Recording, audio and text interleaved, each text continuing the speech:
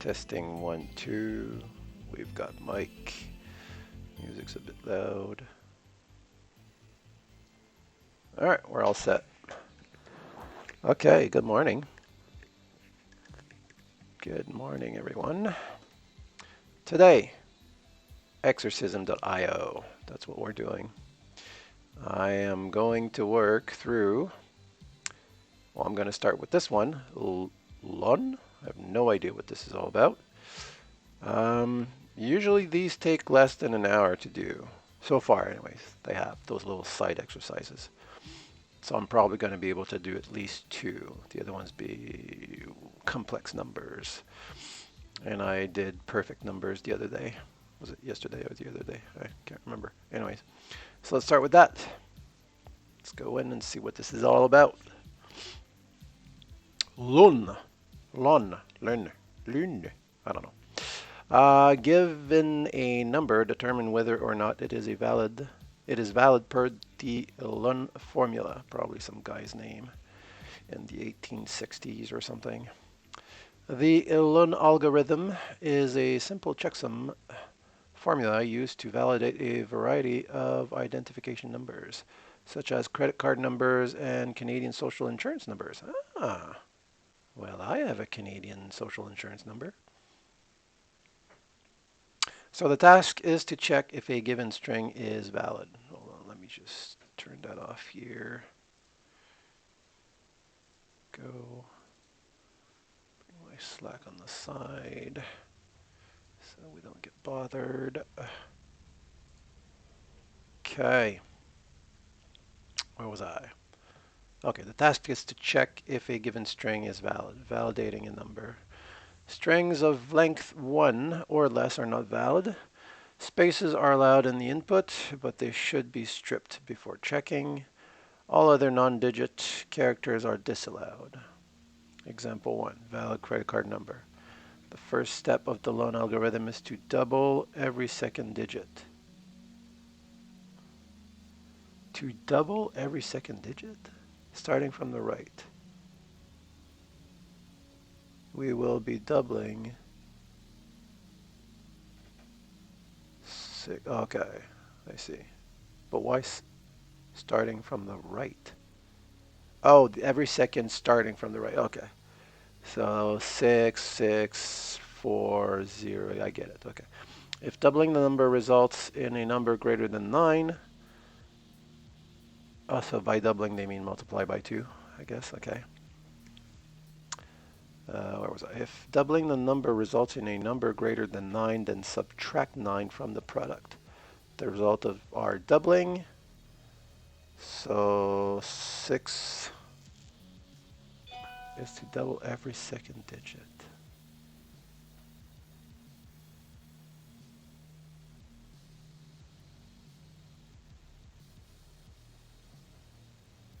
So 6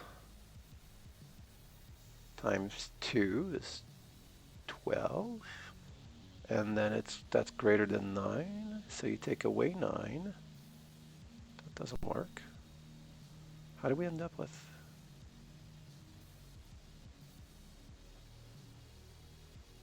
And you subtract 9 from the product, the result of our doubling. How do we end up with? Wait, what? Okay, so, oh, and then you reinsert the other ones. I get you. Right, because, okay, so you double 8, you double 4, you get 8, then this was 5. Okay, then sum all of the digits. If the sum is evenly divisible by 10, then the number is valid. This number is valid. What? Black magic? How does that work? Oh. Invalid credit card. Okay. It's specific to Canadian social insurance numbers and credit card numbers, I'm guessing. It doesn't work with just any kind of numbers. Okay. If the sum is evenly divisible by 10, then the number is valid. This number is valid. Invalid credit card numbers, double digits, blah, blah, blah, blah. Okay, so, oh yeah, not that complicated. I don't think so. Anyways, so let's get set up here. Let me just put my instructions to the side. And first of all, we download it from Exorcism servers. Then we get in there and we install dependencies.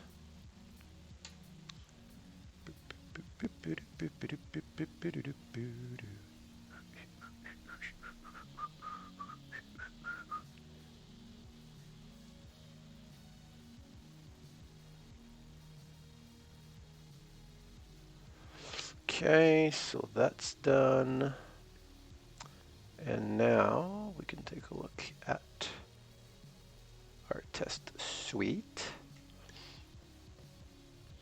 Import alone looks like we're going to be importing we're going to be using a class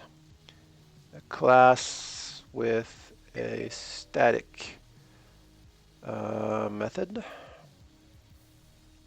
that takes a string. So let's get started with that. So export lun, is it L-U? L-U-H-N. Export class loon. Okay, and the static method name was valid. Valid. Oh, static. Static valid takes in a string that we're going to call ID. How's that? Type string. It'll output, I'm guessing, another string. I didn't take a look at that, but let's go check. Oh, no, looks like we're actually expected to return a Boolean. Boolean. All right. First test case, single digit string cannot be valid. So, am I exporting this? Yes, I am. Oh, it's got to be a default. I forget. Default. There we go. Now let's run this. npm t for test. Oh no, error. Why? Because we're not returning our Boolean. That's TypeScript actually. It's not compiling. So let's return a Boolean. And the Boolean we want to return to pass our first test is false. So, and it's also going to want us to use that ID. So let's just do this and return false. And we're done with the first test case.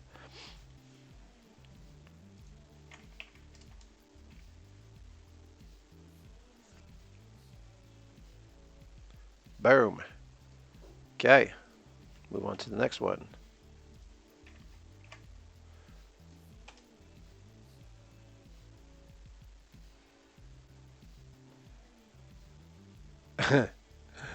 We just passed it too. Is this going to be like, yeah, I can pretty much just hard code all of these and they really should make those test suites a little more complicated. Because that makes using TDD with those kind of boring, because every time you're just like, oh, well, let me just add an if statement here as a piece of code, this piece of cake. Anyways, all right, let's just solve it properly then. So single digit strings cannot be valid, a single zero is invalid, so. Well, that's the same thing, isn't it? That's interesting. Why would they have a... Let's just do this. If id.length is equal as smaller or equal to 1. Actually, yeah, okay, yeah. Let's do that. I could have just returned that at this point, but return false. Surprised I don't get you to throw. All right, they don't want that.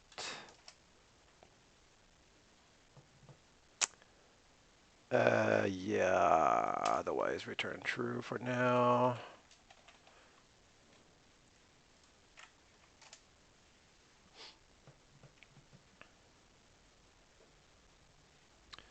Okay. What? 2 passed, okay. That's great. So that takes care of that. A simple valid SIN that remains valid if reversed. What difference does that make to me? Don't really care. 059 is what I'm working with here. 059. I'm not going to be reversing it. What's the deal with that? I don't know. At this point, should we just implement our algorithm? Probably should. What are we asked to do again? First step of the loan algorithm is to double every second digit starting from the right. So I could do this in a for loop. That would be pretty easy to do. I could do this in using maps. I mean an array in a mapping function. I could use a reduce.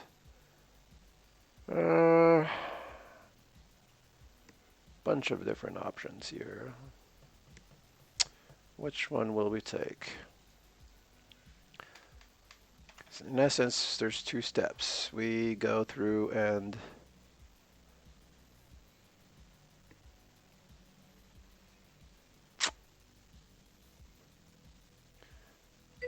I think the more performant way to do this would be with a for loop, probably. All right, if we do, let's say this would be let I equals, it's got to be the last one. No, if we're going to do every other one, it's got to start at id.length would give us 1 more, which is perfect. That is exactly what we want. All right, and we keep going until I is smaller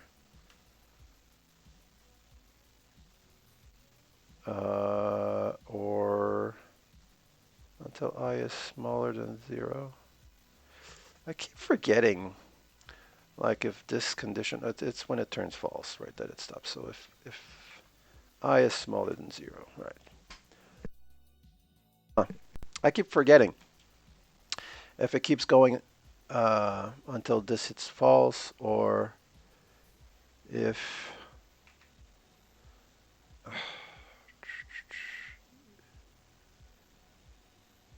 yeah, I think this has to be true, right? So if I is bigger than 0, you just keep going. I think that's the way it works. As long as this part is true, it keeps going. So as long as I is bigger or equal to 0, you keep going. And we're going to be, it's every other one, so minus equals 2. We need to skip 1 every time. So I think that works.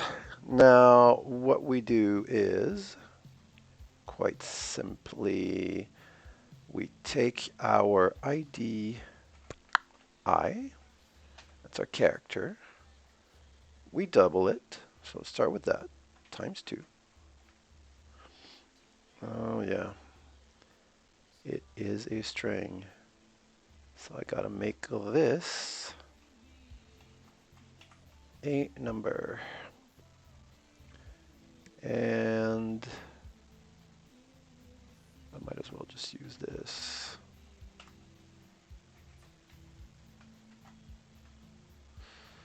Okay.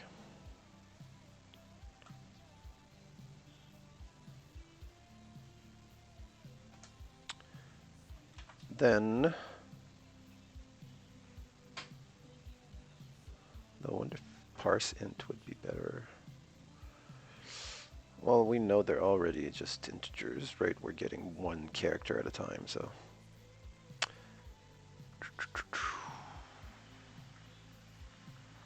I wonder if there is a reason to use parse int over just a number constructor.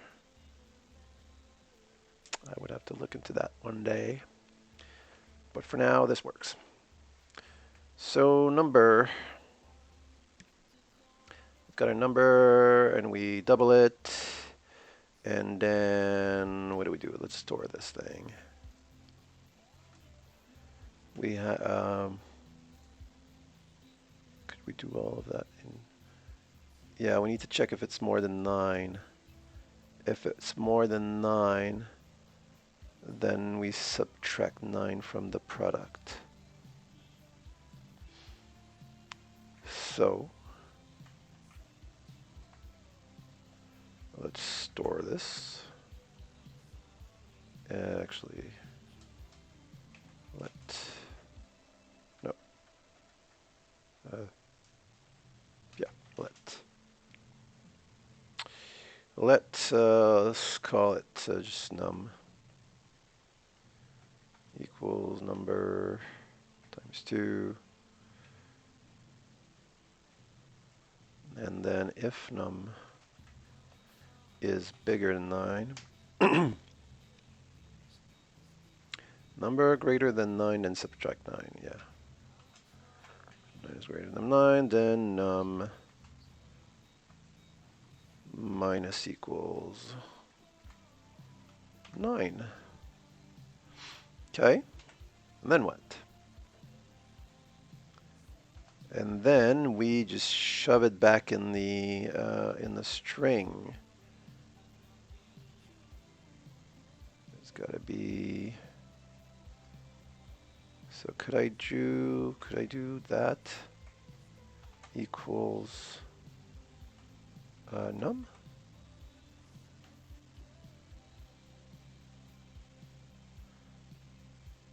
Type number is not assignable. It's type string. Index signature and type string only permits reading. Yeah, that's what I thought. I don't think you can just change. Can you?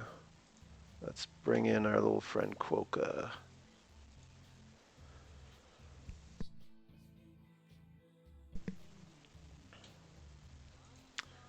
Okay. Let's just do this for now.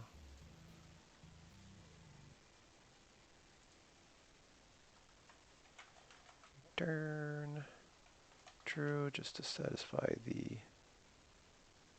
Oops. Wrong brackets.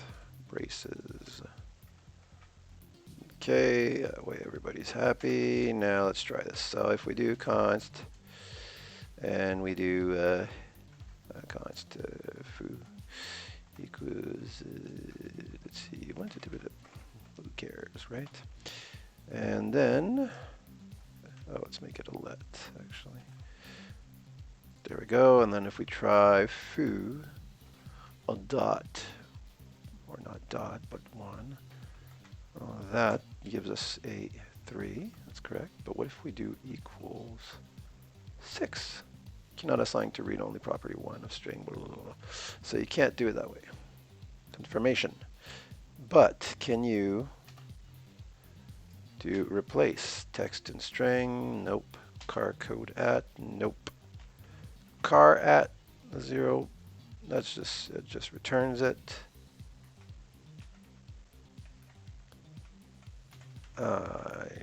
There's no, Slice and splice, maybe. No, there's no splice. Crap. Substring returns. They could get a substring. Don't tell me I'm going to have to convert that to an array. And then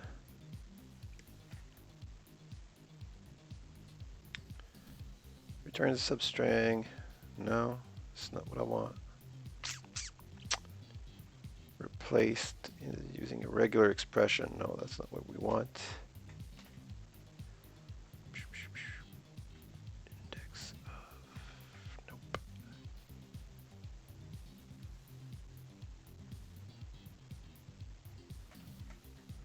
Okay, it looks like we might have to use an array. Let's just do a quick search on the Google. Replace one character in a string at index JavaScript.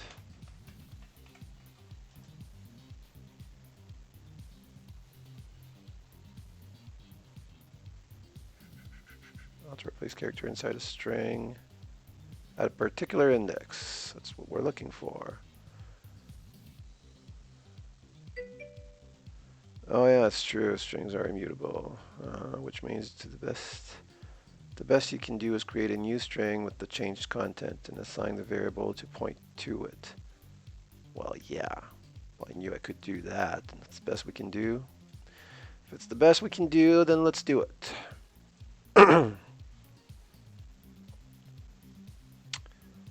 So just get rid of this here. And we might as well turn it into an array. That'll be the easiest thing to do. So here's what we're going to do. Once we're done checking the length, we are going to const r equals like that would be nice. Just using this here. And now we've got our array. We can actually map all of that stuff to number. Boom. We've got an array of numbers. Not bad.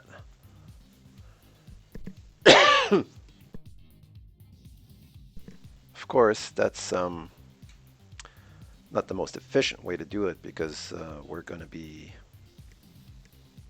iterating through the whole thing again.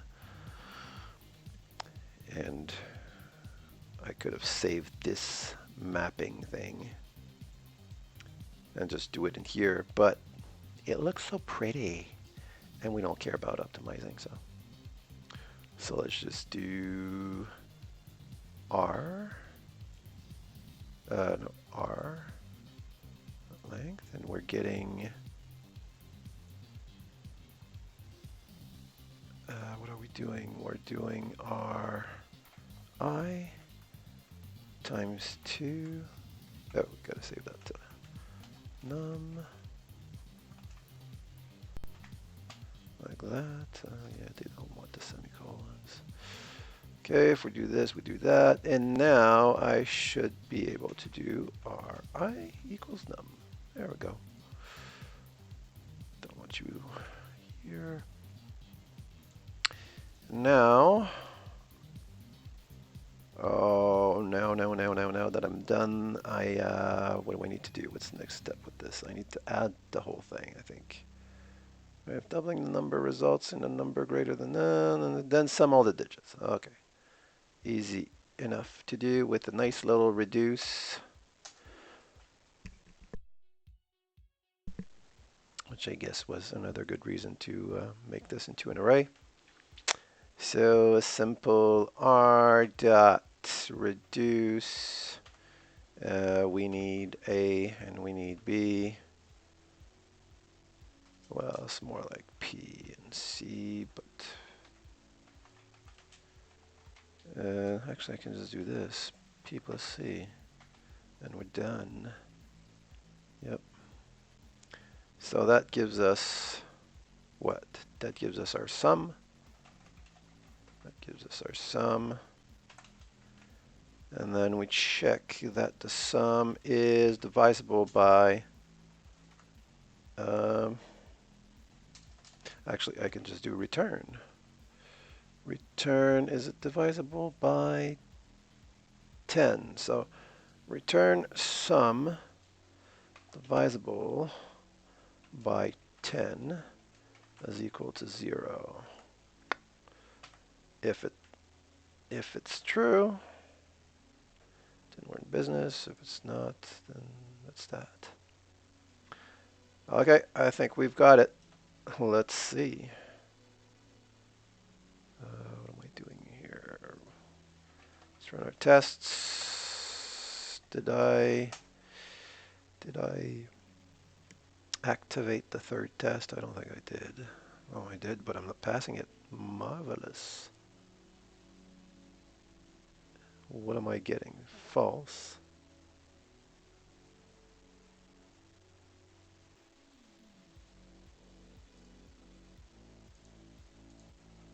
Sum 0. There should be no reminder. Reduce P. Blah, blah, blah. Well, that's interesting. Let's test this thing with Coca. Don't think we need to use the debugger here.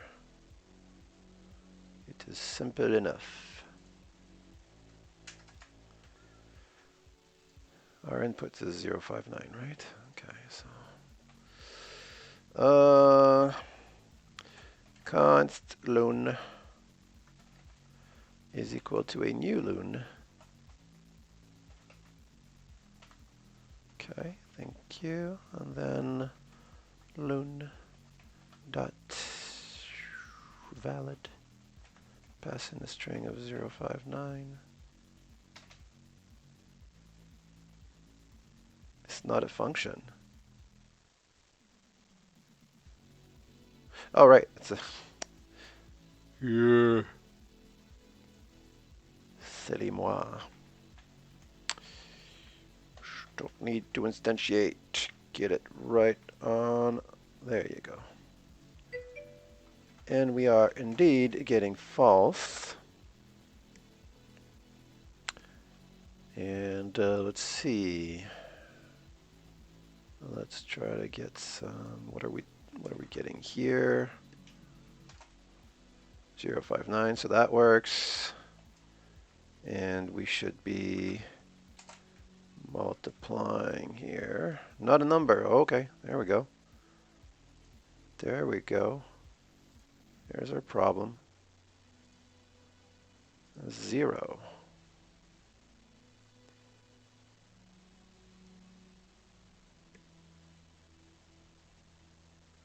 Why is it trying to...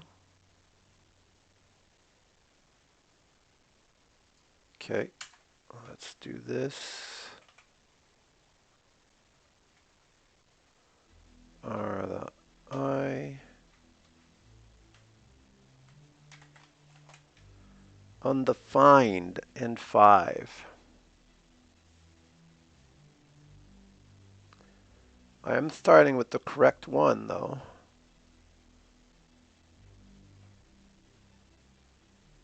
Oh, right. Silly moi. That's not an actual index. So r.length minus 2 is what we need to do, and that would give us only the 5. Yep, and now we're getting our true. Stupid little bug.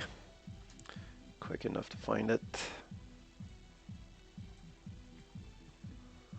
Don't need you, don't need you, don't need you anymore. Thank you for your service. Cool cut. All right. Yeah, we might need this again.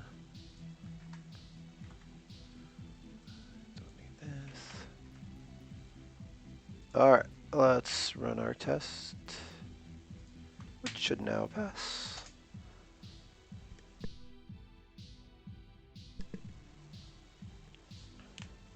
And it does. Okay. Valid Canadian. I don't see why all of these wouldn't work anymore, but let's go one at a time. And maybe do a little bit of refactoring just for fun. Oh, look at that. It is a field. Well, Canadian sin. Expect. Oh, we're not dealing with spaces. Of course. Of course, of course, of course. So we just forget about spaces. So when we. Huh.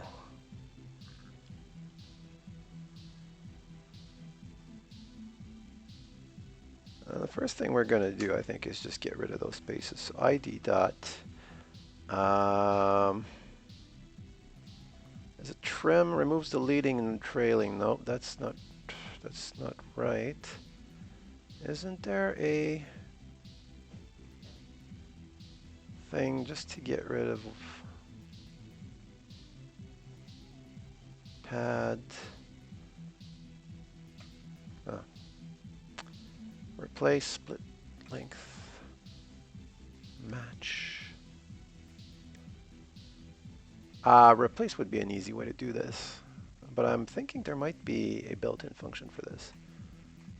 Concat ends with fixed, includes index of. Normalize. What is that? Returns the string value result of normalizing the string into the normalization form named. But I don't know what that is. Repeat, search, slice. Finds the first substring. Okay, slice, small, strike.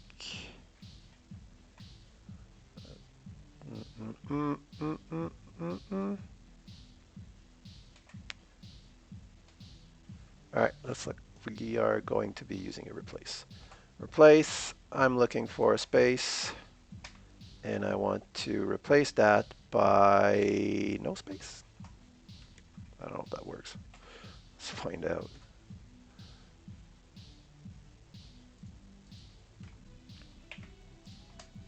Kind of a dumb way to do it, but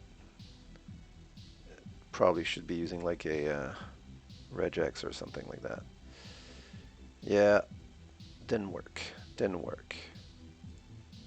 Did not work.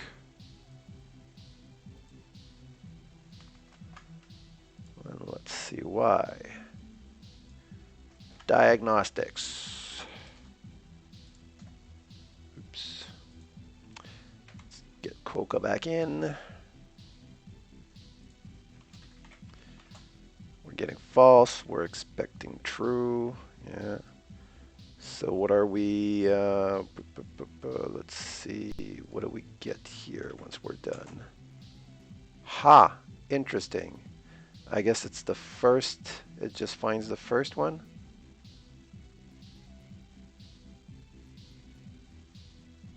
Okay. I think when you're using a value, it just finds the first one. If you use a regular expression, it'll find all of them. So it looks like we're going to have to use a regular expression. Global, using the global thing.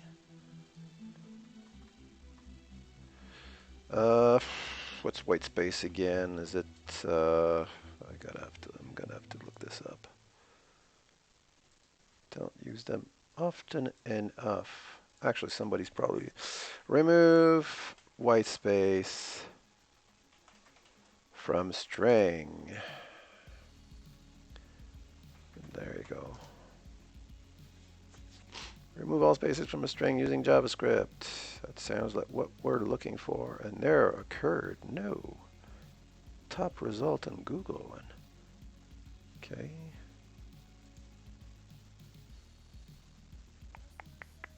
Simple as that.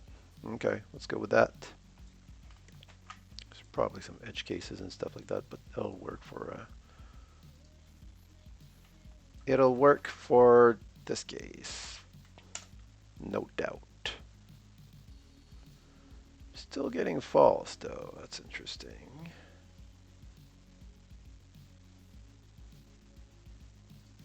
What am I getting back here? Okay. So it's getting rid of the strings of the spaces.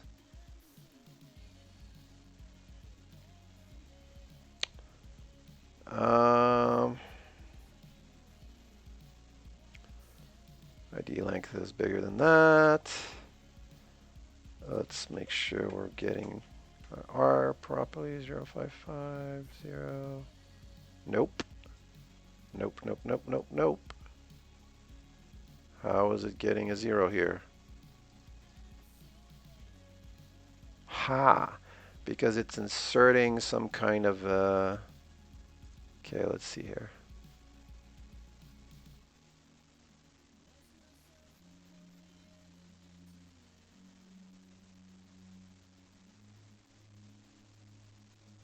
Does it faster? Okay, well, let's do that then.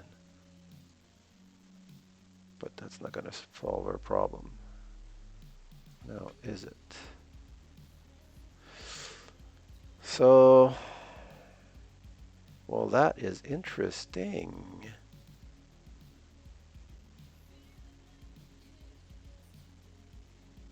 Let's comment that out for now and get this here.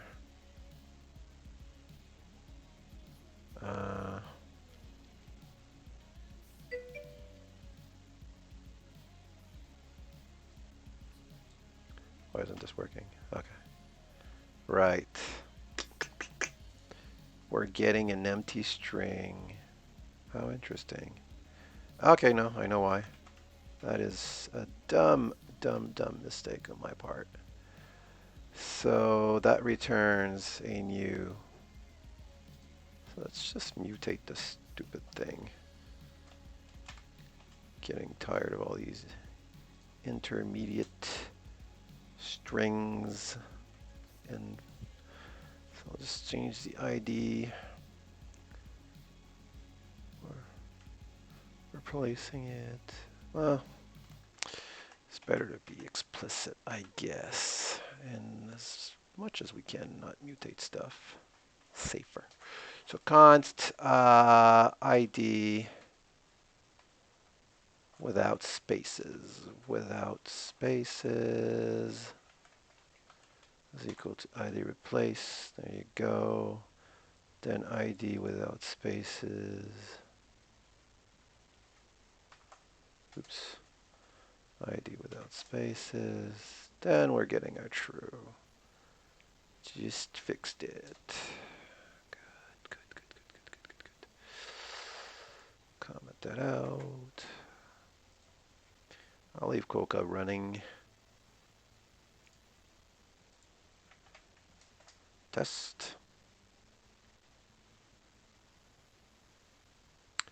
Boom. Next. So we're dealing with spaces. We're dealing with, okay, let's see if we're dealing with invalid cases now.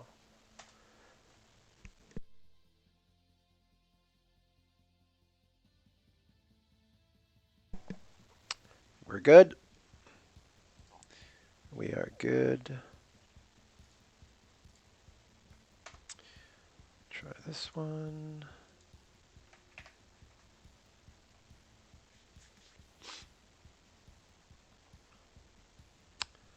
Also good. This one.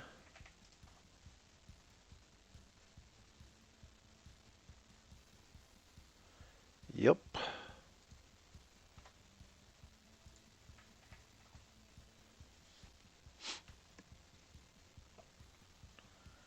Uh-huh.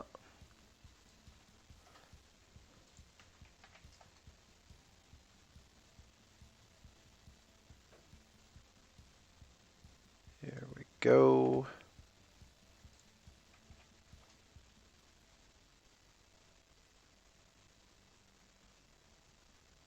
Uh-huh. Single zero with space is invalid. I thought I was taking care of that. Oh no, because I'm doing ID length here. I gotta do ID without spaces. Okay.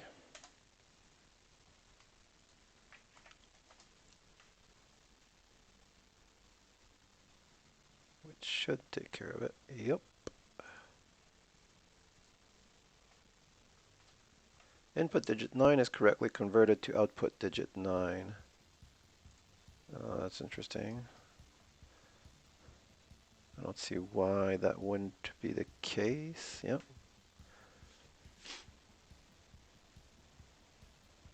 Because you would do 9 times 2, 18, minus 9, that's 9. Yeah, so maybe some people are using some kind of clever way to do this. And all right, shall we refactorage a little bit? Must we? Would it make sense? I have a feeling we could make this into some kind of crazy functional thing. Let me just get rid of Quokka. Boom. Yeah, we could probably pipe this.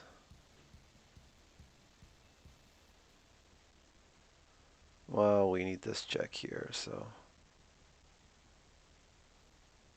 But afterwards, what are we doing really? We're mapping this to numbers. Then we are essentially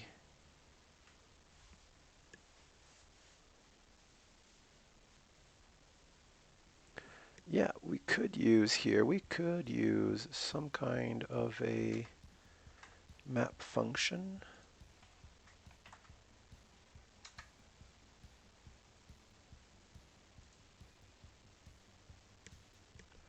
Let's try this.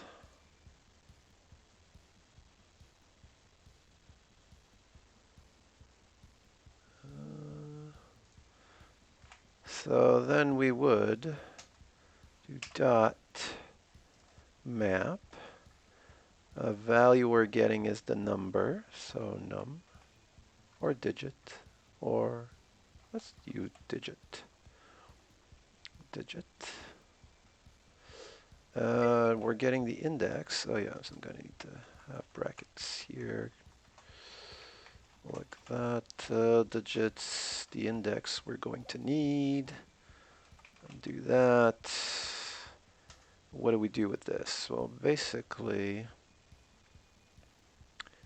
if the index is, let's think about this here. We're doing every other one starting from the right, but that really doesn't make any difference. It just means that we are every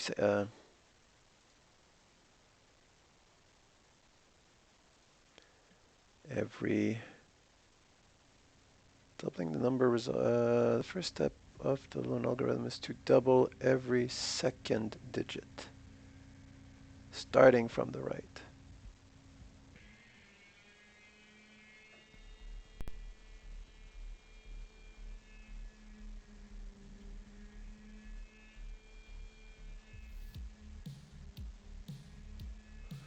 So yeah, that means that depending on whether we have an odd or even length,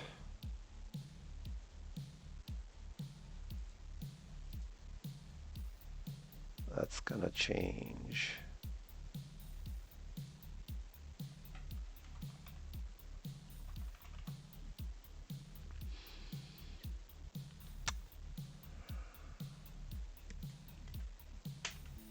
Right.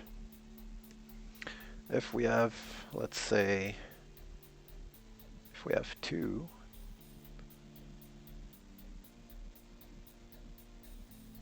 then we'd be removing index 0, index 2, whatever.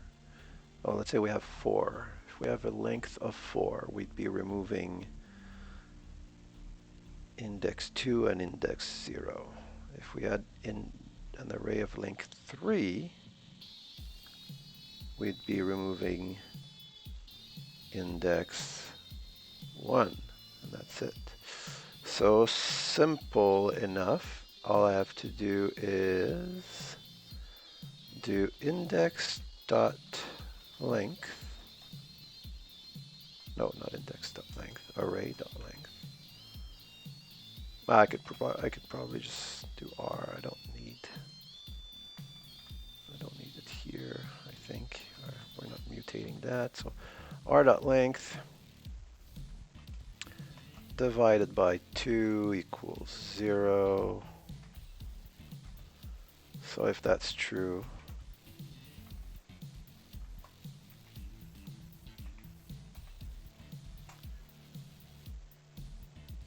if that is true, then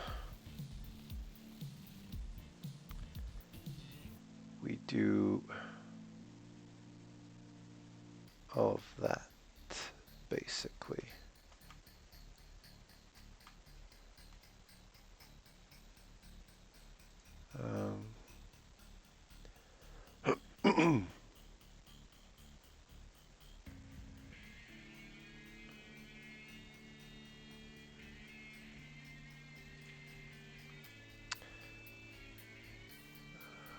And let's do it all in here. And index is also divisible by 2. Then you get to do that. You get to multiply the digit by 2. So this would be the digit. And then if the num is bigger than 9, then num bigger than and then you just return num. Return num.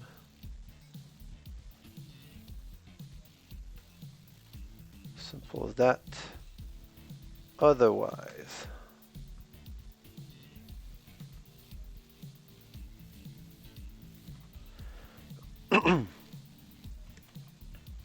otherwise,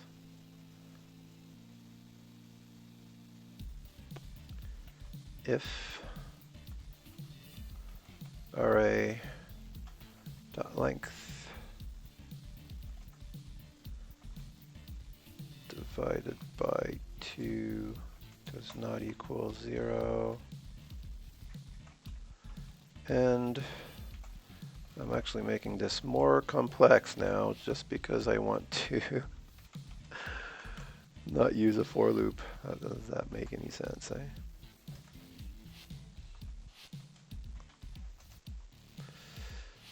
And I just, so this can obviously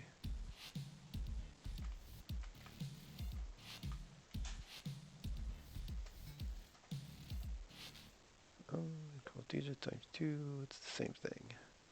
Return num. And if it's none of these things, then just return the number.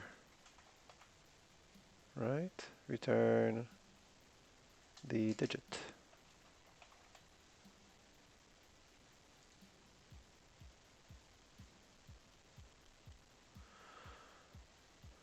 So we've just turned this into this monstrosity. But I can cut down on, I can extract this. Let's just put that in the module scope. We're going to call this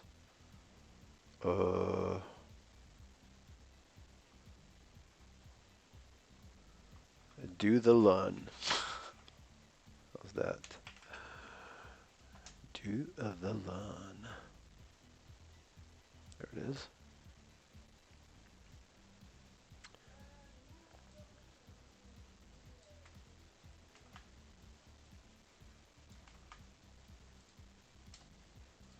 Okay, like that. So that's not so bad.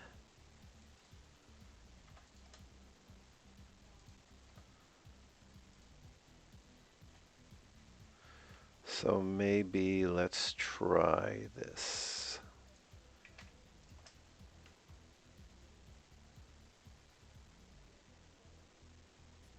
Oh, right. I have to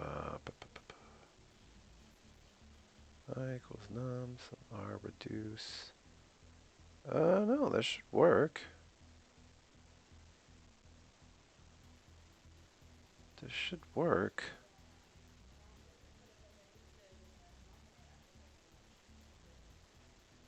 Why doesn't it work?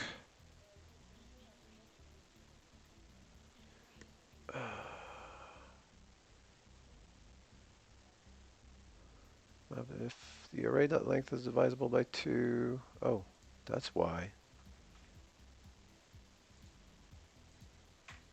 How was that even valid?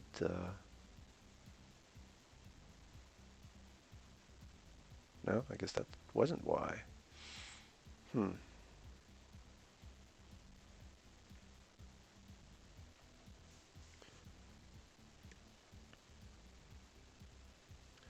Digit, digit times 2, if num is bigger than 9, you return num. Yeah, okay. So, what's going on here? I'm checking the length. If it's divisible by 2, and the index is also divisible by 2.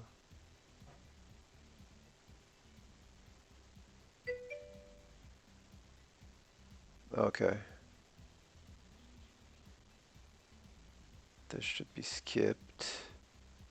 Let's use Quokka here. I'm curious to see why this isn't working.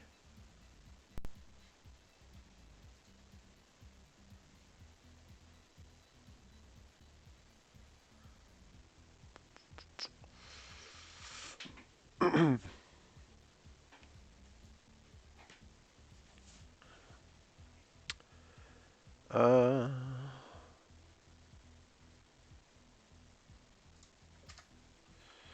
Loan. Valid. What are we passing in there? Which one was failing?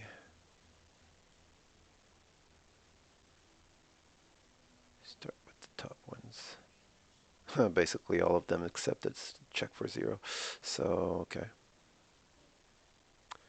Let's start simple.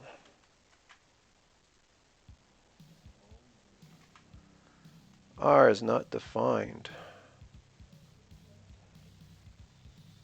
Well, that is interesting. Oh yeah, I'm getting this error every time. Okay. This is probably going to be an easy fix. I probably just forgot about R. What do you mean R is not defined?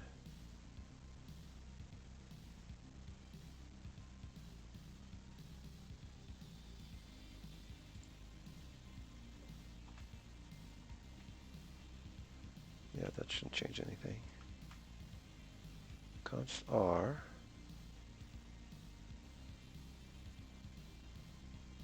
Well, oh, right. This is the problem here, yeah.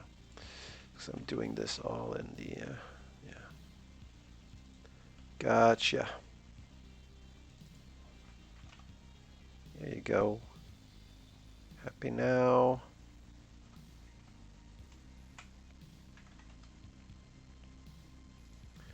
Run the tests. All right, they pass. Okay. Now, what was my idea behind all of that? The idea was to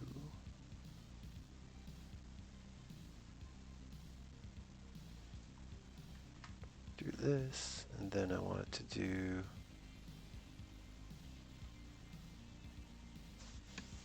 I could simply do the reduce right in here.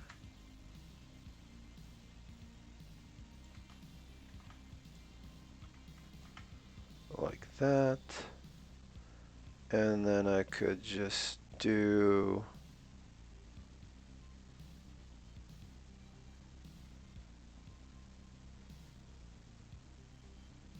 so this is no longer an array. This is actually a number, so we'll call this the sum.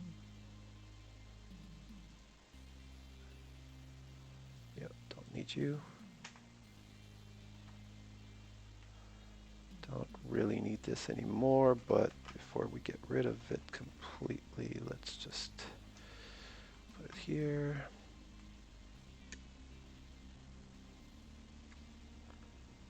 Boom. I could actually I could do this, but that would be hard to read. Return all of that stuff.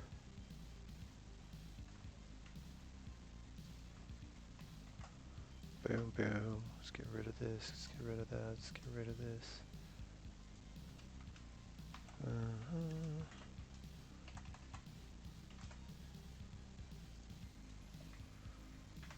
Could just do that.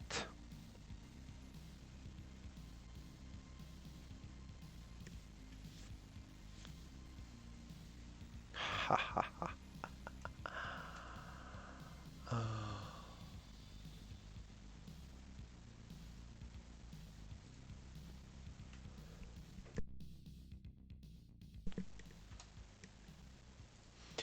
Let's make sure this works.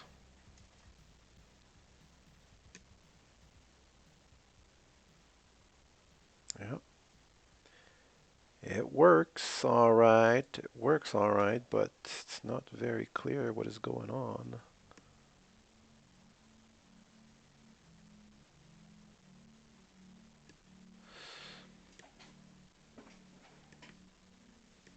So what we could do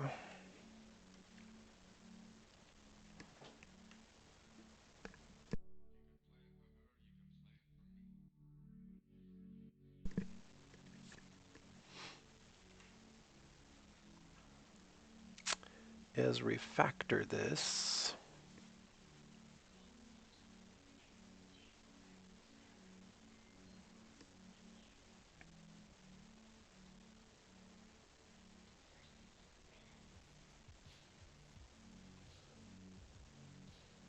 All of this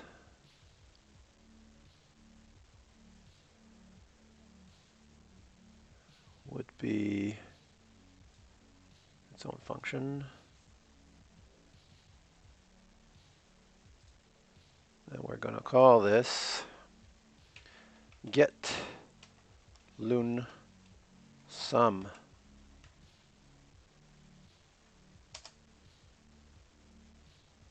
So that works. Don't need these. All right, let's just make sure that works.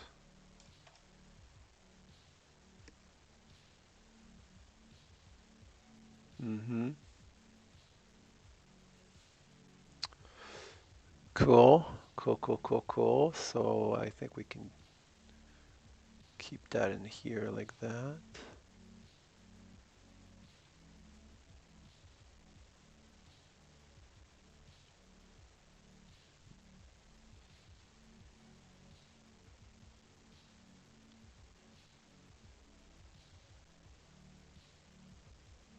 It's simple enough not to extract to another function.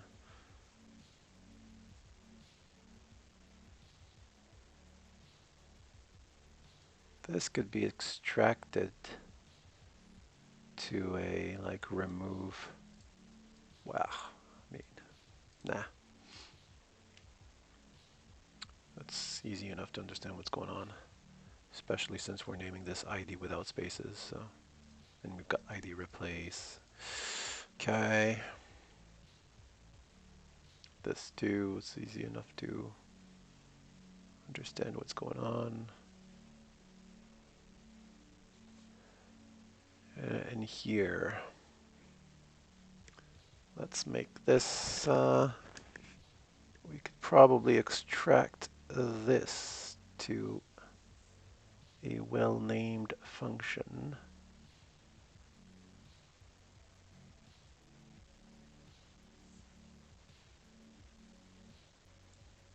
What are we doing in here? We are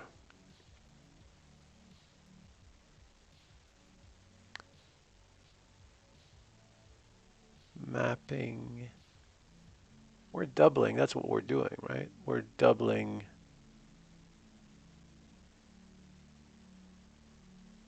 Well, we're not only doubling them, we're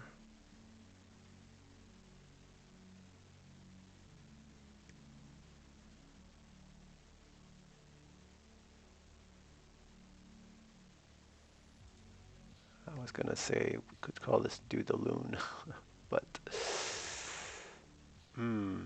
what would be a good name? Naming things is so hard. Let's see if we can get some. Doubling the number results in a number greater than 9 and subtract 9 from front, the sum of all the digits. Yeah, I don't know what to call this, so.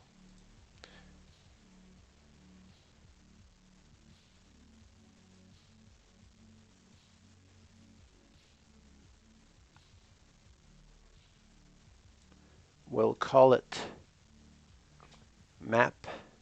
Yep, here's what we're going to do. We're going to call it, whoa.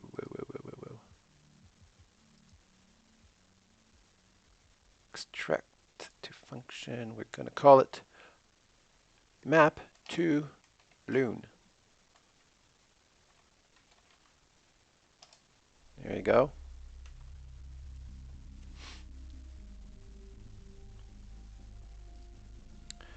And then this will be simply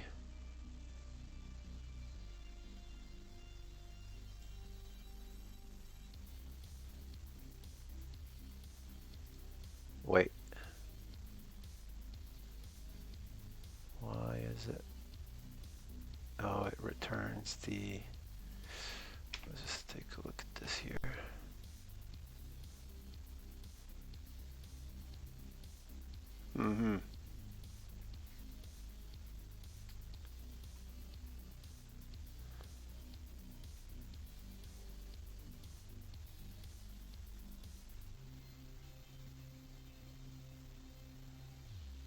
It returns the mapping function. Wouldn't it make more sense to just have the mapping function in there? Why the wrapping of it?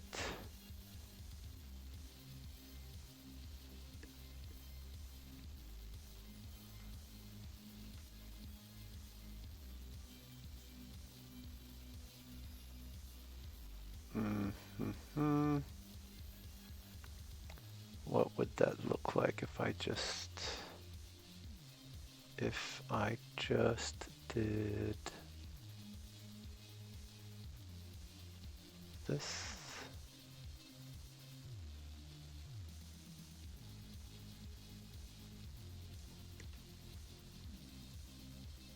Let's see. Just comment that out. We might get back to this later. But if I just did, let's copy this.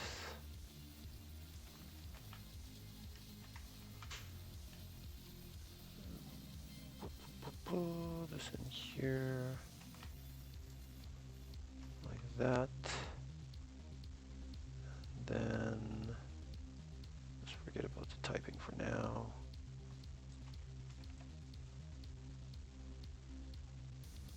And forget about this here and this here. Oops.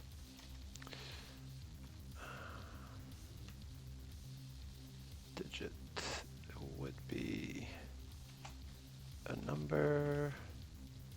Index would be a number. Array would be an array of numbers.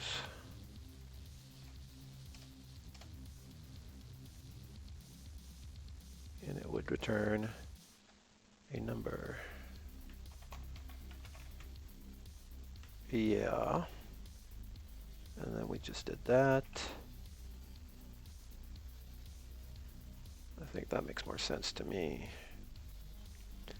Let's see if it works.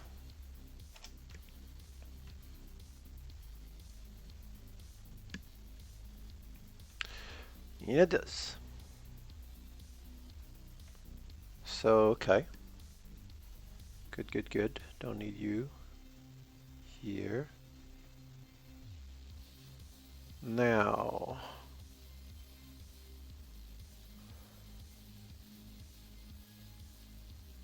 what else?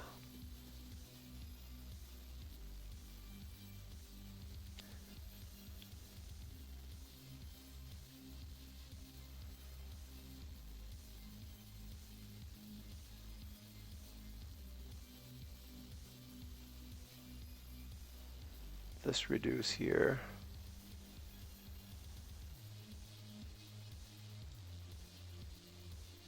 Extract to function in module scope.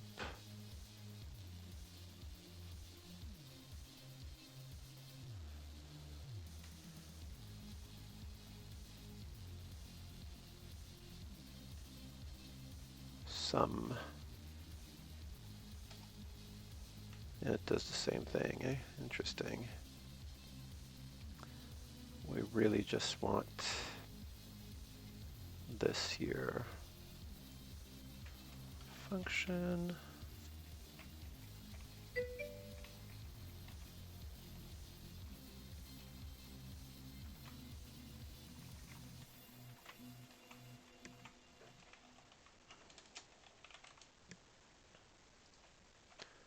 Let's get some. Let's get rid of this. Let's get rid of that. Boom. P. Number. C. Number. Like that.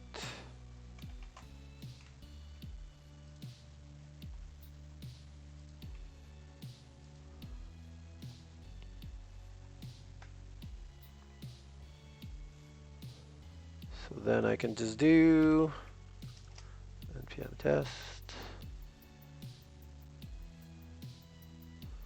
Boom. Well, I think that's kind of neat. Get loon calls to loon. So this will be before. I mean, it's longer, but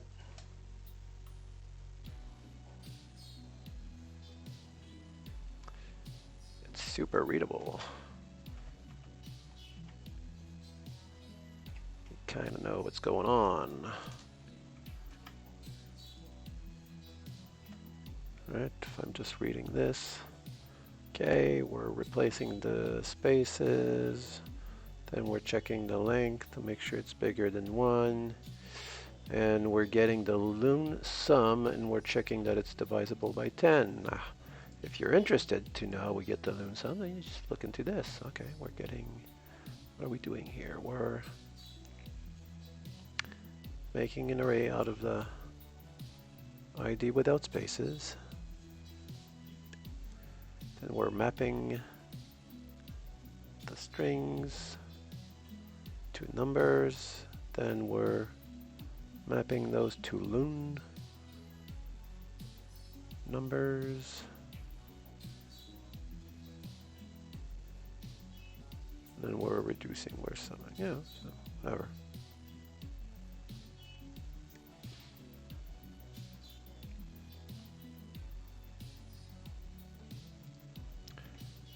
Okay. Get rid of this. I think I'm satisfied with this solution.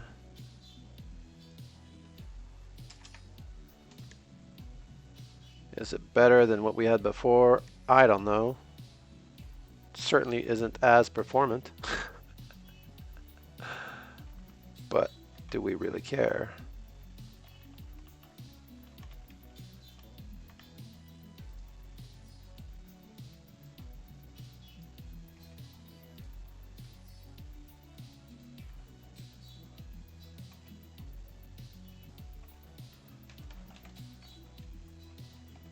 Here, let's make a note to know that we could have done this to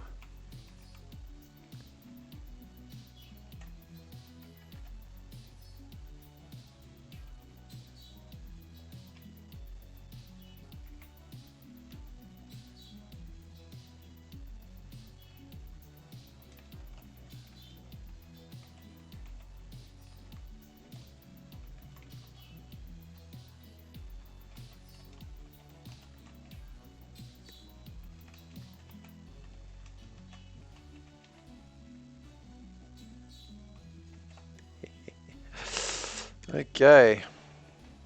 So I think that's enough of that. We're going to move on to another puzzle. Let's get rid of Coca.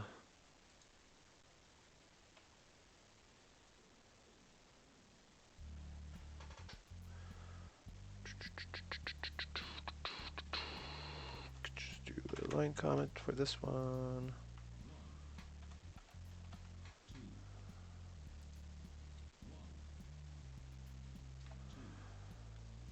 Okay. Let's do solve loon.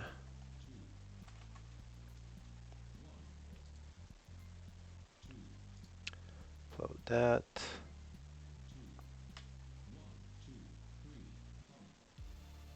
And let's send that over to exorcism loon ts. Make sure it made its way there properly. There we go.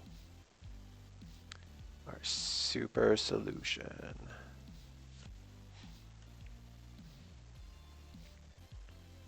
All right.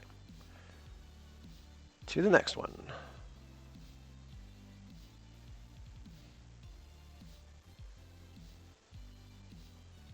Complex numbers.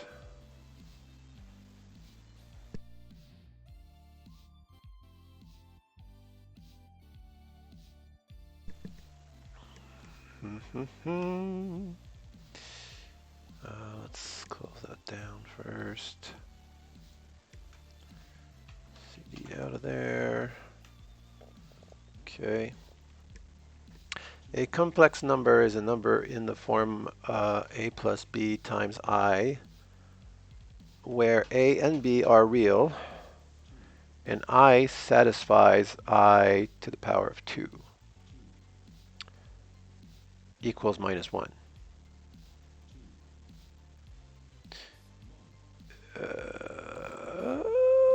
Okay. A is called the real part, and B is called the imaginary part of Z. Where's the Z in all this? Well, we've got the A plus B times, well, anyways. The conjugate of the number A plus B times I is the number I minus B times I. The absolute value of a complex number, okay. Z is equal to A plus B times I is a real number. Z equals square root, what the? The square of the absolute value Z is the result of a multiplication of Z by complex. The sum difference of two complex numbers involves adding, subtracting their real and imaginary parts separately. Is there a practical use to all of this stuff in real life? I don't know. A plus I times B plus C. Okay, blah, blah, blah, blah, blah. Crazy math stuff. Raising E to a complex exponent can be expressed as E to the... Implement the following operations. Addition, subtraction, multiplication, division of two complex numbers. Conjugate absolute value exponent of a given complex number. Assume the programming language you are using does not have an implementation of complex numbers. I'm pretty sure it doesn't. I'm using JavaScript. It barely has an implementation of numbers. So, you know.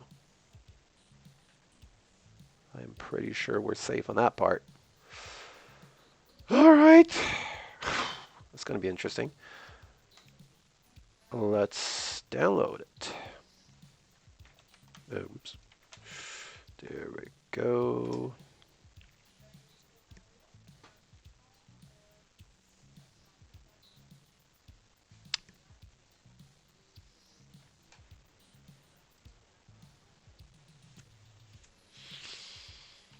Let's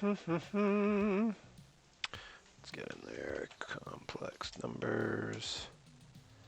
What do we have? Oh, I gotta install our dependencies. The real part of a purely real number.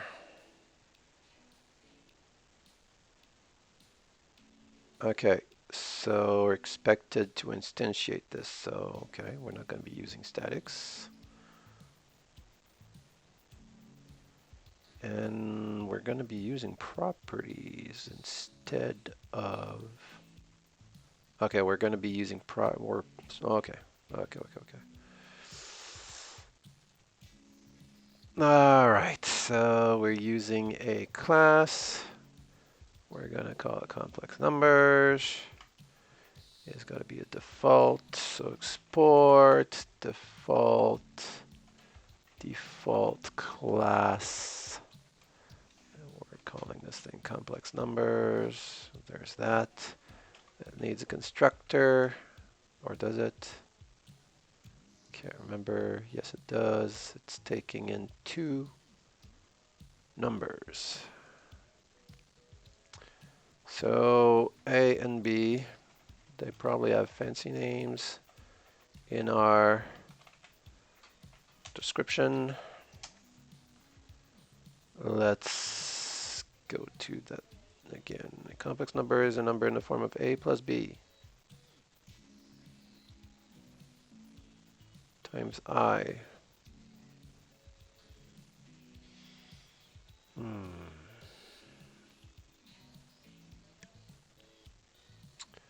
A is called the real part and B is called the imaginary part. Okay, so I think that's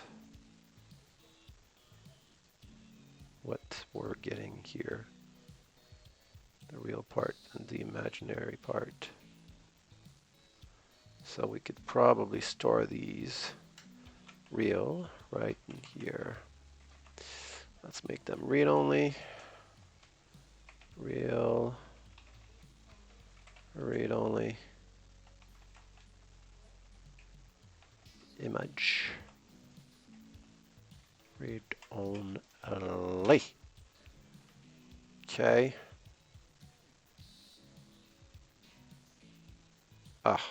Forgot about that. Let's change this. What is it called? No param, no parameter properties. False. I want parameter properties. Darn you. There we go. All right. All right. So we've got our constructor. Now what? Okay, so this just checks the plumbing here for this should work. What?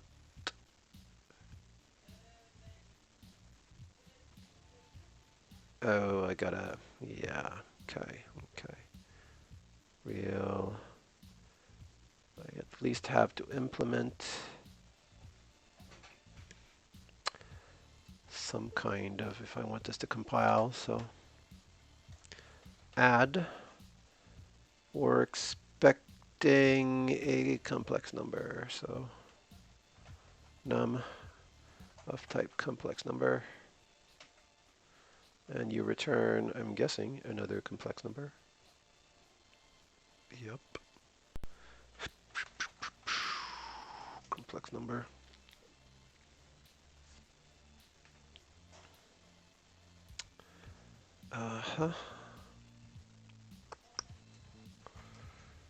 Return num for now. It's completely wrong, but and we need one for whoa.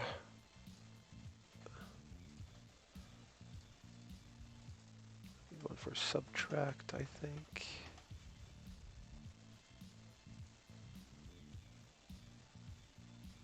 Add, or just sub, I guess. Sub mul div. Add sub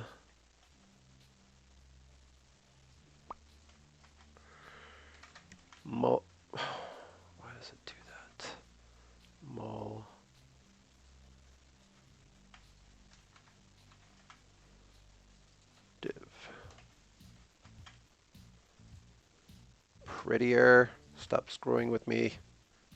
Okay.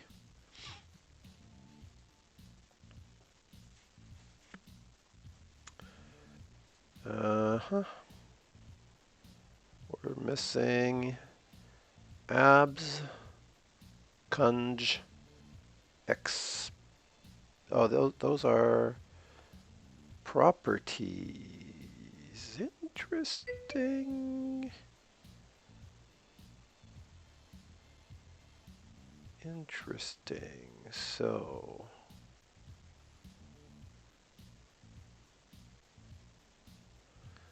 and they are all of type complex number.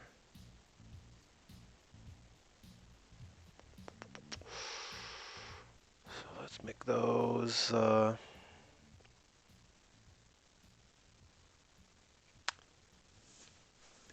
But they're going to require some calculations, aren't they?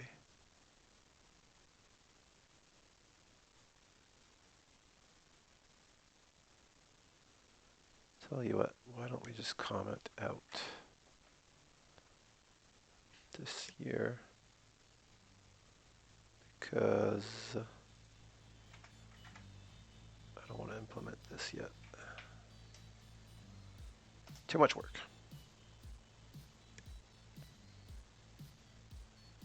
Good. All right. The real part should also work.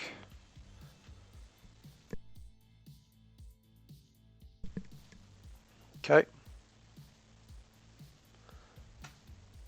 And with the real imaginary part, don't see what that changes. I'm just passing that in, okay. That's weird. Why is it?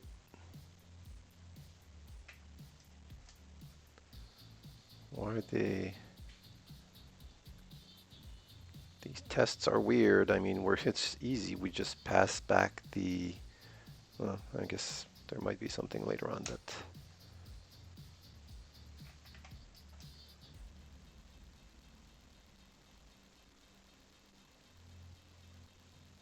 Okay. Right, buddy. Imaginary part of a number with. Yeah, I really don't get this.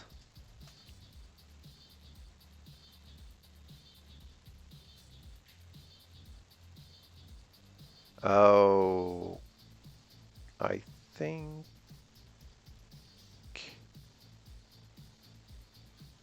We're about to find out here because this one is going to be wrong. And we're going to need to actually do something. All right. So we're adding. What do we do when we add complex numbers? The sum. Or difference. How is difference and sum the same thing? Oh, like a subtraction, I'm guessing.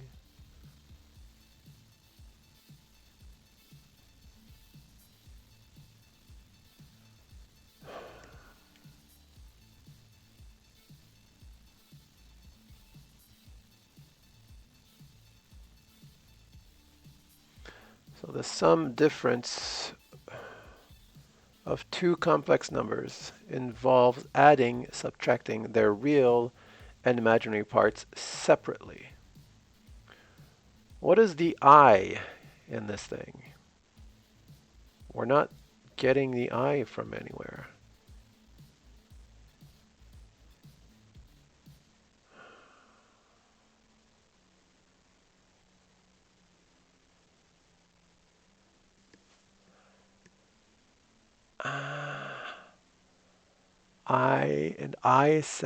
A complex number is a number in the form a plus b times I, where a and b are real, and I satisfies I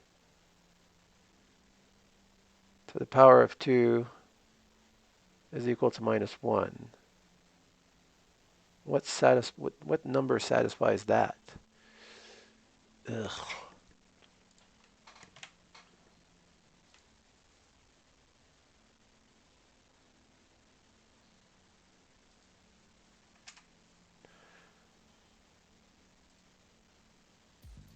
I to the power of 2 is just, if we get the square root of -1, basically, would give us that. Math dot square root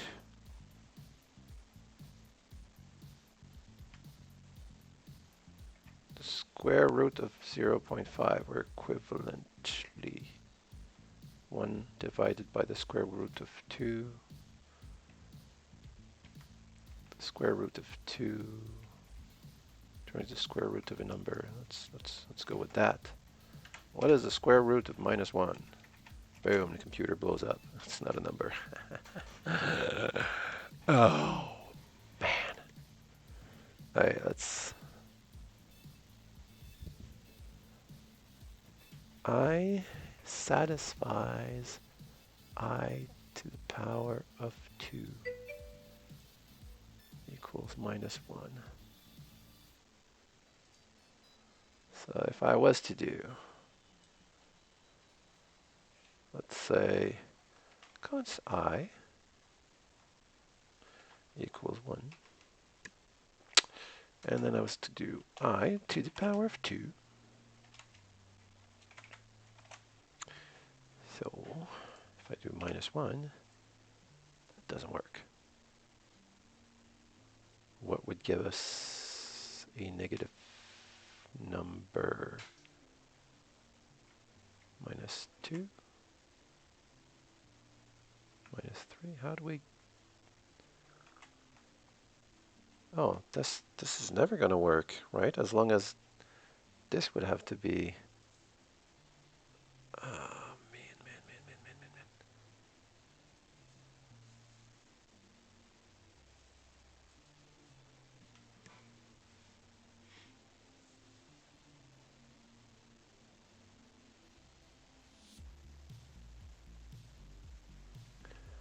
Okay, I think I'm going to need some outside help. Complex numbers.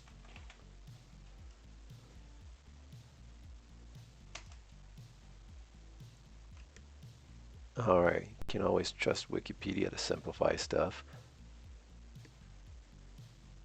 Really not. X plus 1 to the 2 equals -9. Complex numbers allow solutions to certain equations that have no solutions in real numbers. For example, the equation has no real solutions, since the square of a real number cannot be negative.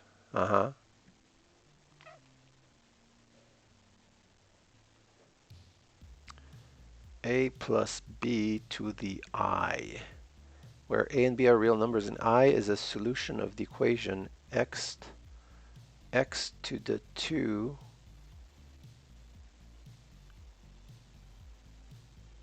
equals -1, because no real number satisfies this equation. I is called an imaginary number.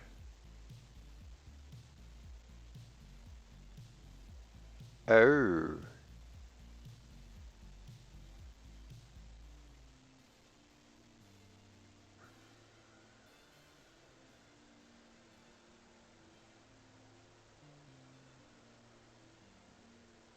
Can I actually see it?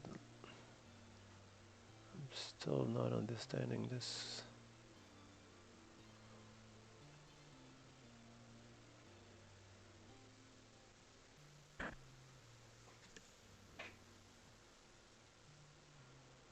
Where do I get the I from? Give me the I.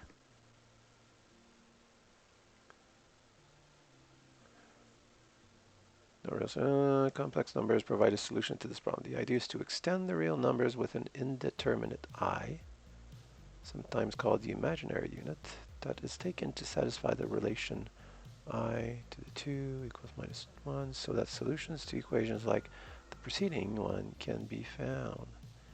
In this case, the solutions are minus 1 plus 3 to the I, and minus 1 minus 3I. This can be verified using the fact that I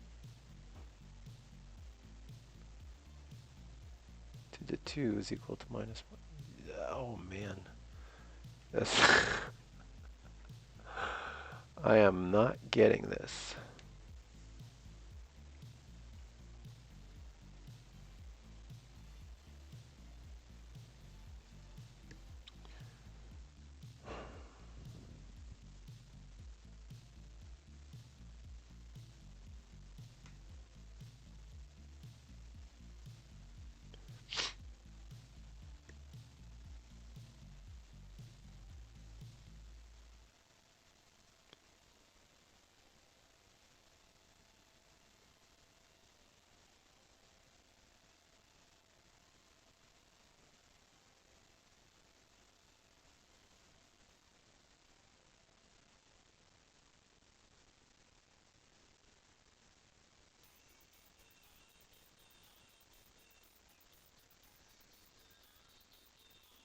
Oh, okay.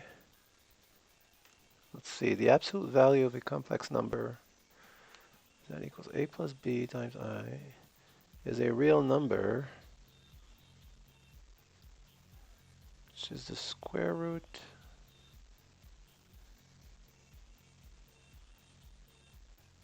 square of the absolute value is the result of multiplication of z by its complex conjugate. Oh my god. They don't call them complex numbers for nothing. What? I'm still hung up on what I'm supposed to do with that I.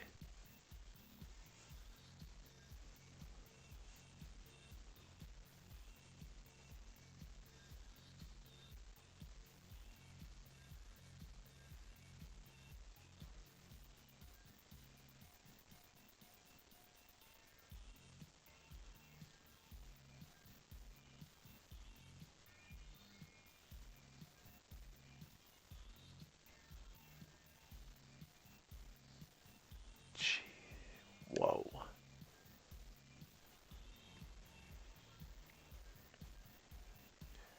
Complex numbers, math is fun. Yeah? Okay. Real numbers are like, okay, nearly any number you can think of as a real number. Imaginary numbers, when squared, give a negative result. Normally this doesn't happen. Yeah, because when we square a positive number, we get a positive result. And when we square a negative number, we also get a positive result, because negative times a negative gives a positive. For example, minus 2 times minus 2. Yes. But just imagine such numbers exist, because we will need them. The unit imaginary number, like 1 for real numbers, is I, which is the square root of minus 1. Thank you. Okay, that's what I was thinking. Because when we square I, we get minus 1. Samples of imaginary numbers, 3I. Yeah, exactly. You can't represent them with real numbers. I get it. And we keep that little I there to remind us we need to multiply by the square root of minus 1.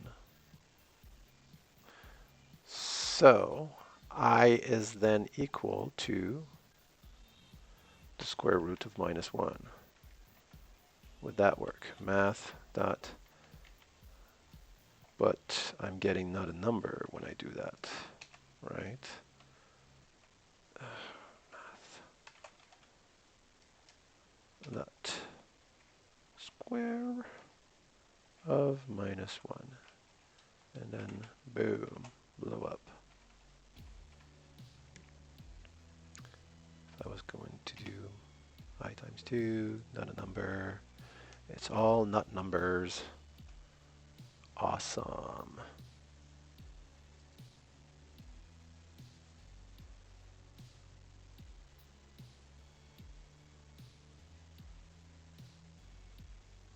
Can a number be a combination of two numbers? Can we make up a number from two other numbers? Sure we can.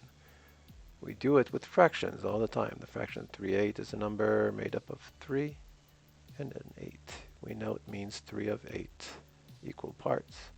Well, a complex number is just two numbers added together, a real and an imaginary number. Either part can be 0. So a complex number has a real part and an imaginary part. But either part can be 0. So all real numbers and imaginary numbers are also complex numbers. What? Complicated? Yes. Complex does not mean complicated. I think it does. Prove me wrong. It means the two types of numbers, real and imaginary, together form a complex. Just like a building complex, buildings joined together. Visual explanation. You know how the number line goes left to right? Well, let's have the imaginary numbers go up and down. Okay. A complex number can now be shown as a point.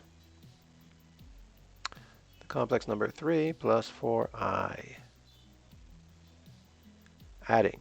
To add two complex numbers, we add each part separately. A plus bi, c plus di.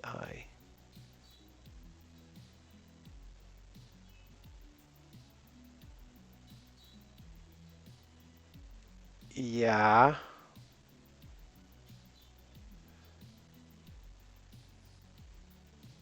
So in this case, yeah, we're just basically doing algebra here.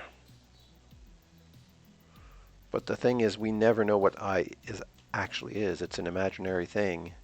It cannot be represented with numbers or anything like that. So what do? I use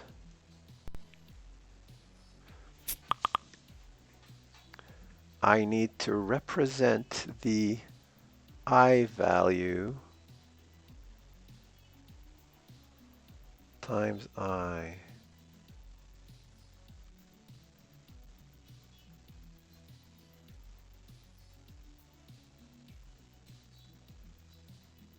Huh. Okay.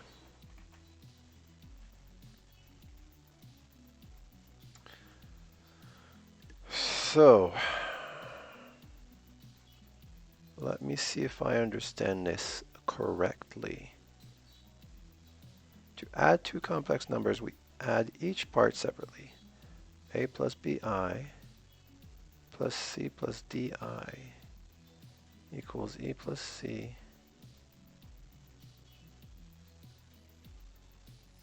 plus b plus d. So add a and c together, add b and d, and we don't care about the I in this case here. So could it be as simple as returning a new complex number? Complex number where the real is actually just this dot real plus num plus real, and then the other part is just this plus image plus num plus image. I think I'm getting this. And I just return this.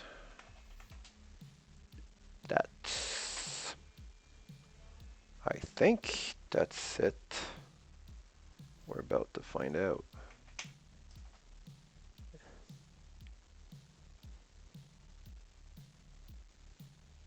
Yeah, looks like it is. Okay. I think I'm getting this. Just need to forget about the I. Add purely imaginary numbers. What's the difference with this here? I don't know. We're about to find out. It works. Add numbers with real and imaginary part. Don't really understand what the difference is here. But it works. Sub would be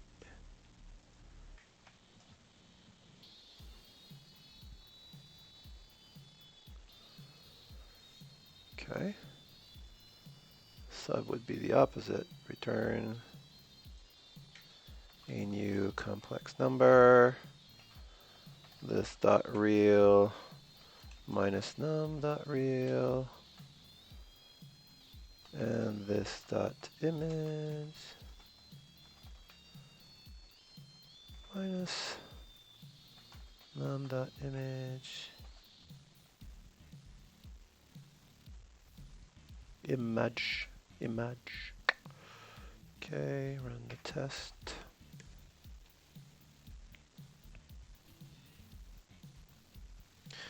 And it works.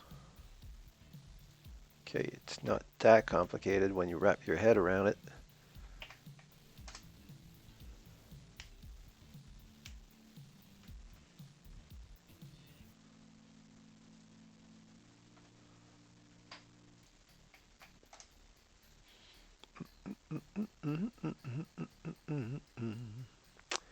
Okay, multiply.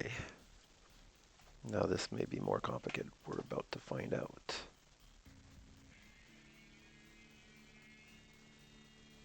What? That actually worked? I just returned. That's interesting.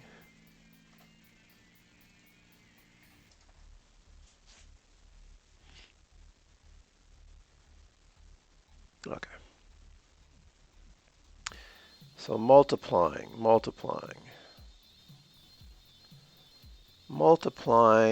To multiply each part of the first complex number gets multiplied by each part of the second complex number. So first is a plus b. So you multiply a by c, then multiply a by d, then multiply b by c and b by d. Yes, but what do you do with all of those?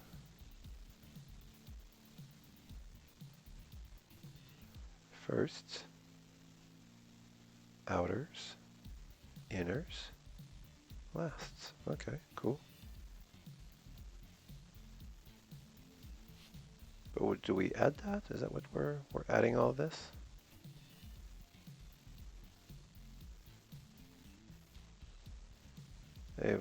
A times c plus a di plus, yes, and we sum all of that. But there is a quicker way. Oh, use this rule.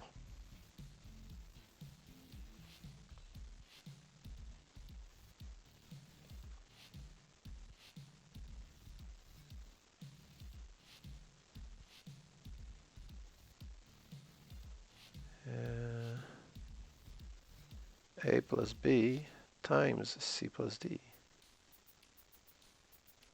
is equal to a times c minus b times d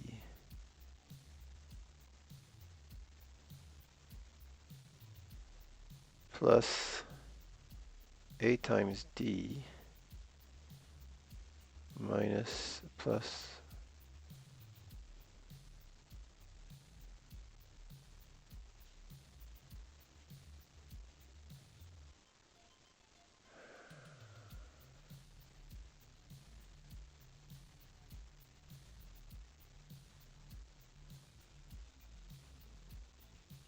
okay, let's give this a try. Let's give this a try.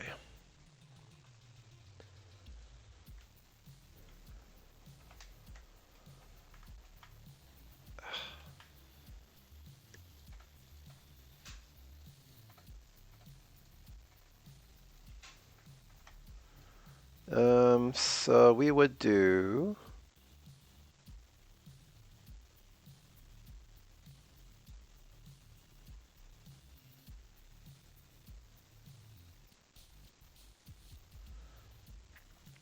new complex number,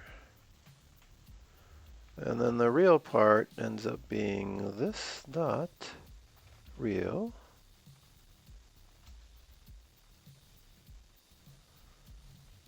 times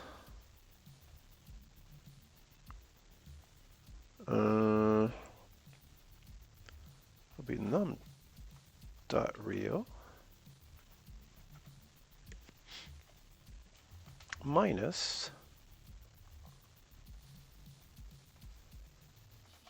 this that image times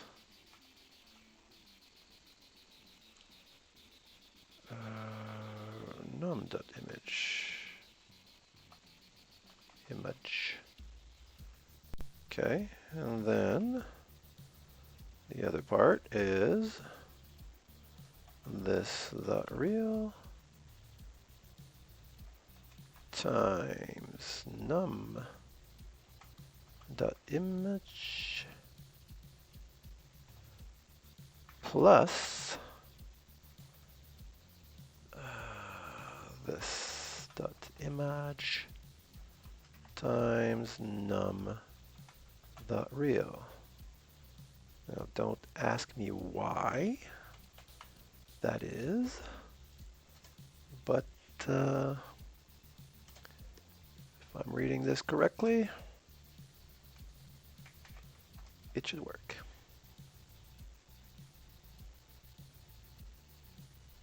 And it does. Don't ask, just move along.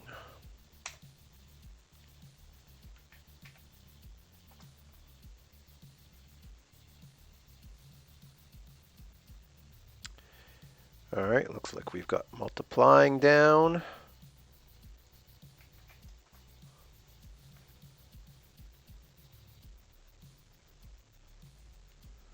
So far, so good. Now dividing.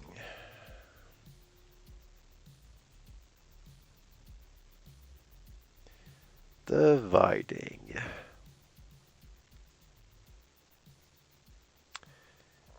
Conjugates. The conjugate is used to help complex division, so we need to figure out the conjugates. We will need to know about conjugates in a minute. A conjugate is where we change the sign in the middle like this. A plus bi is a conjugate of a minus bi. Conjugate is often written with a bar over it. Cool, cool, cool, cool.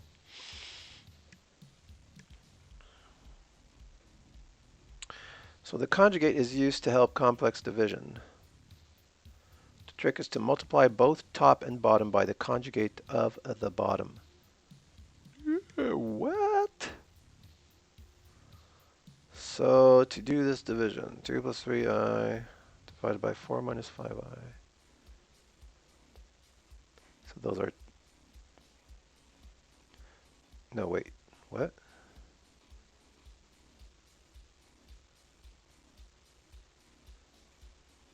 The trick is to multiply both top and bottom by the conjugate of the bottom.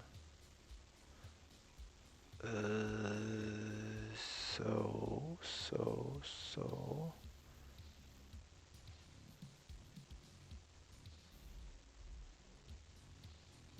There is a faster way though. Yes, please.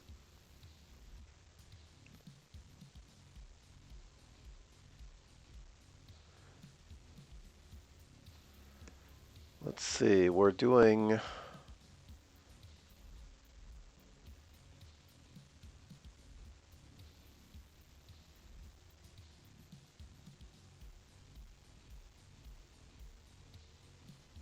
Let's try this again. Multiply top and bottom by the conjugate.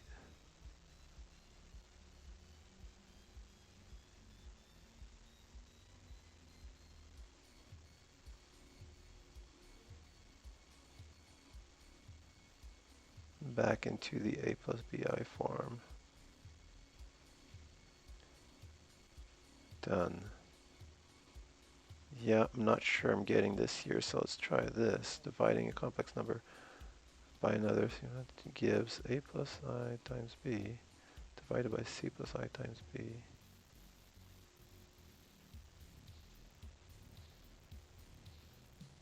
Yeah, equals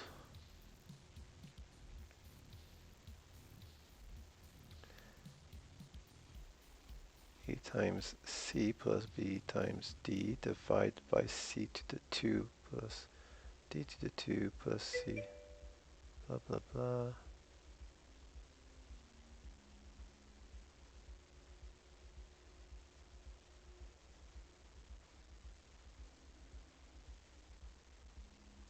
So this would be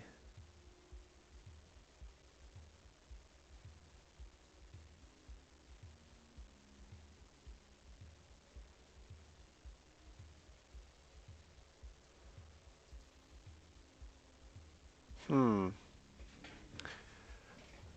seem to be going about it in a different way here.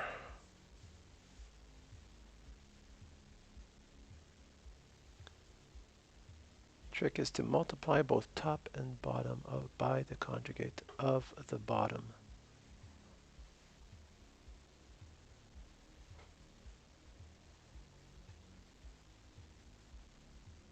So this would be 2 plus 3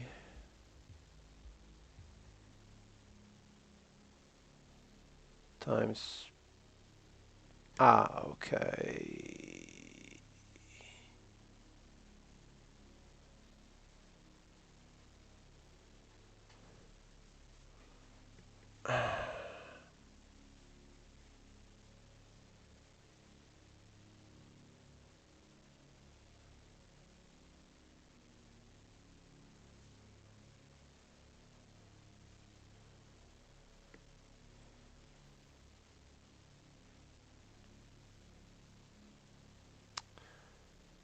But what are we trying to do here? This is not a complex number. This is a conjugate of a complex number.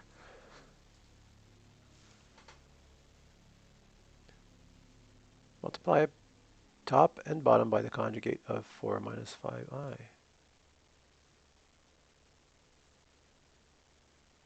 Doesn't make sense to me.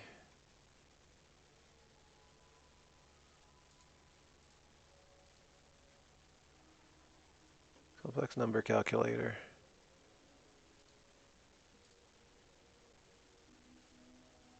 Just type your formula into the top box and press the equal button. Example type 2 minus 3i times 1 plus I. Press button.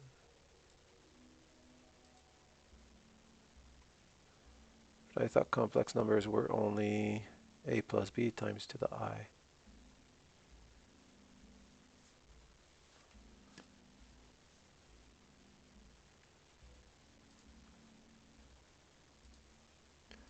So if I have, for instance,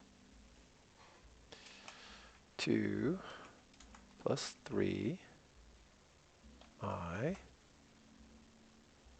divided by, actually let's use our actual case here, which is 1.0, so 1 with 0 to the I. So 1 plus 0 I divided by, divided by 2, 0 I.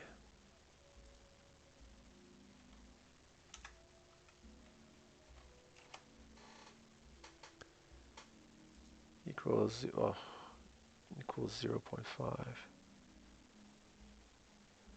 2 plus 3i.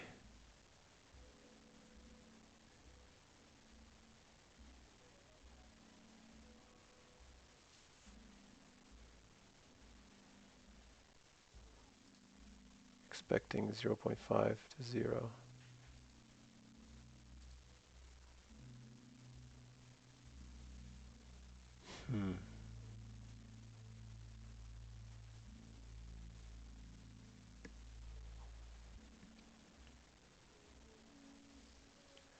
2 plus 3i equals 2 plus 3i. So we're basically just doing 1 divided by 2. That's not the easiest example. Let's use this one here. 1, 2, 3, 4. So 1 plus 2 to the I divided by 3 plus 4I would give us 0.44 and 0.08. Is that what we're getting? Yes. Now how do we get there? This could help.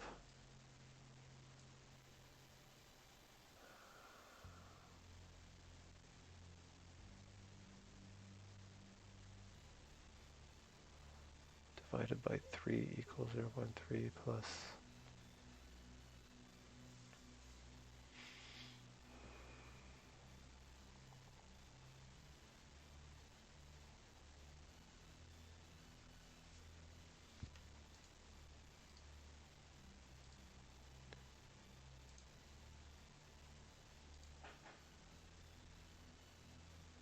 That's just going to be the same thing. Man, I am not getting this. And I am running out of time. I'm going to have to continue this some of the time. Apparently.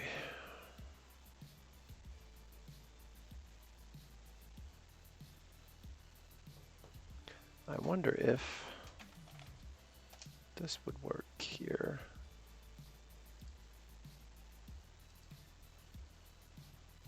Let's try this.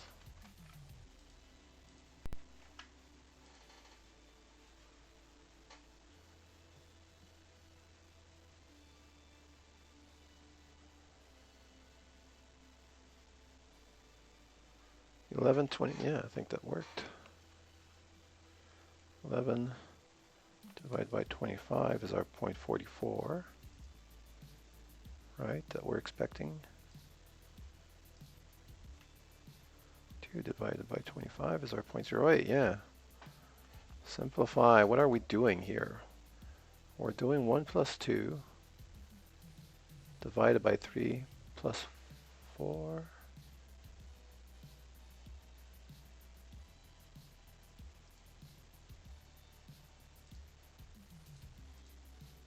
Lesson, learn how to divide complex numbers. Okay, you're not going to tell me. Looks like I'm going to have to watch that video. So I'll do that and then come back to it. But this is all the time I have today, so thanks for watching. I hope you learned something about complex numbers, because I pretty much didn't, aside from the fact that they're complex. So I'm going to read a little bit on that. Yep. All right. Take care.